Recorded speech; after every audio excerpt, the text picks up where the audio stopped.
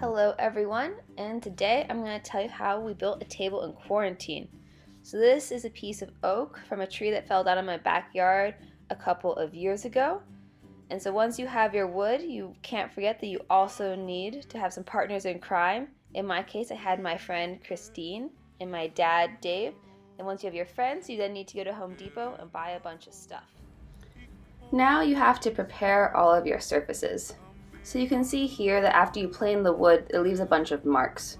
And so here I am sanding, trying to remove those marks and trying to have a bit of fun while I'm doing it.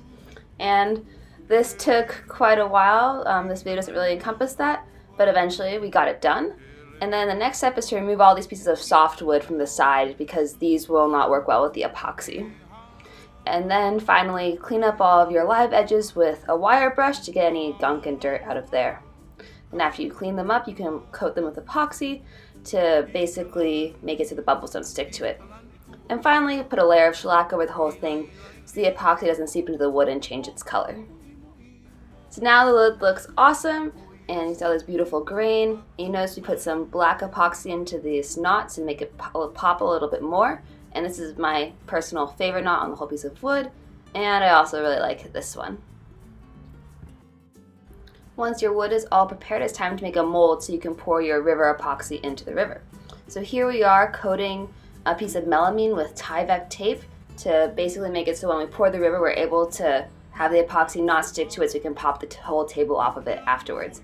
You can see this took quite a while since my table is 88 inches by 38 inches, but with the help of Kristine and my dad, it went pretty fast. Next, we clamped down the wood face down, sealing it to the Tyvek tape with some caulk, and then added some walls to the side edge, basically making a pool for the epoxy to flow into. After we clamped this whole thing down, I realized I had forgotten to scuff up my live edge. Basically, after we had coated the live edge in epoxy, it had become very shiny, meaning that the epoxy in the river wouldn't want to stick to it, so you need to scuff it up again with a wire brush.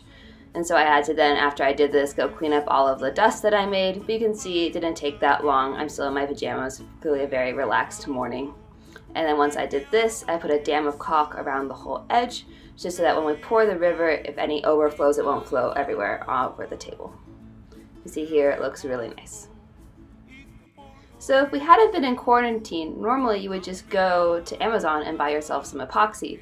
But since it was quarantine, I called up this guy AJ who works for Eco-Epoxy, and he was able to leave some Eco-Epoxy outside of a warehouse in Redwood City that Kristine and I were able to go and pick up from him. And you can see we bought a ton of epoxy, almost 12 gallons, because we weren't really sure how much we would need. And AJ left us a very nice note with all of our epoxy telling us that he loved us. And I highly recommend AJ for all of your epoxy needs. Finally, it's time for the exciting part, to do the river pour. Here Kristine is mixing up the epoxy, and now here I am pouring it into this beautiful river. And so you can see that there's some bubbles in it, and now Eco-Epoxy claims that those bubbles will pop themselves. However, the blowtorch, in my opinion, is just too much fun not to use, so I figured I'd go in there anyways and just pop all of those bubbles just to be absolutely sure there would be no bubbles in the final product. Now, after we made sure all the bubbles and we're kind of like sitting there watching the table, we unfortunately noticed a leak at the edges of one of the side walls. We stuffed the leak full of sawdust and caulk and were able to stop it pretty quickly. Now the other problem was that, imagine this large sticky surface of epoxy. Flies kept falling into it, and at first I was able to pick them up fairly easily, but as the epoxy started to harden, it became more and more obvious everywhere I touched the epoxy. So we tried to put a cover over it, but unfortunately that cover touched the epoxy and formed this huge kerplunk, which you can see here. And so then I had to wait for the epoxy to completely dry before going in and sanding that out. And I don't think you can even see the issue in the final product. After sanding that out, I was able to do the final epoxy pour in black so there'd be a nice black bottom to the river.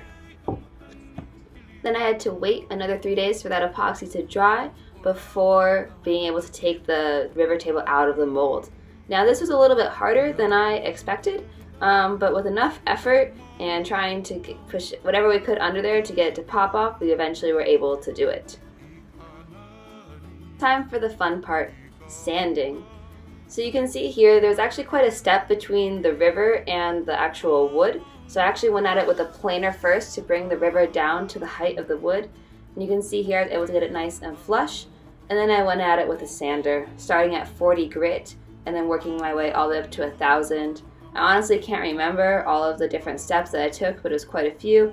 You can see this is just like one pass that I was doing with one of the grits, and I must have done like at least 10 different grits. But the result was definitely well worth it. After I finished sanding, it was time to put on the legs. Now, the bottom of the table was actually surprisingly more level than I expected it to be, which meant that I didn't have to do any shimming. So here I am putting in some wood screw inserts so I can take the legs on and off as much as I want. And then my whole family helped me flip the table over, and you can see that the table is even sturdy enough for me to lay on top of. So now for finishing the table.